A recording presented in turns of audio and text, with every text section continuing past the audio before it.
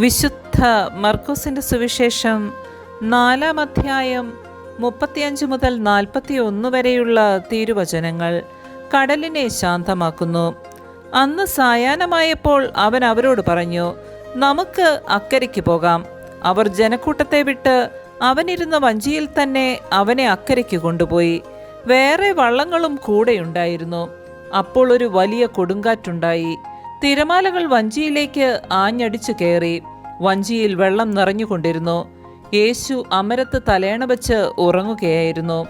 അവർ അവനെ വിളിച്ചുണർത്തി പറഞ്ഞു, ഗുരു, ഞങ്ങൾ നശിക്കാൻ പോകുന്നു. നീ അത് ഗൗനിക്കുന്നില്ലേ? അവനുണർന്ന് കാറ്റിനെ ശാസിച്ചുകൊണ്ട് കടലിനോട് പറഞ്ഞു, അടങ്ങുക, ശാന്തമാവുക. കാറ്റ് ശമിച്ചു, പ്രശാന്തതയുണ്ടായി. അവൻ അവരോട് ചോദിച്ചു, നിങ്ങൾ ഭയപ്പെടുന്നതെന്ത്? നിങ്ങൾക്ക് വിശ്വാസമില്ലേ? അവർ അത്യധികം ഭയന്ന് പരസ്പരം പറഞ്ഞു, ഇവൻ ആരാണ്? കാറ്റും കടലും പോലും ഇവനെ അനുസരിക്കുന്നല്ലോ. നമ്മുടെ കർത്താവായ മിശിഹായ്ക്ക് സ്തുതി.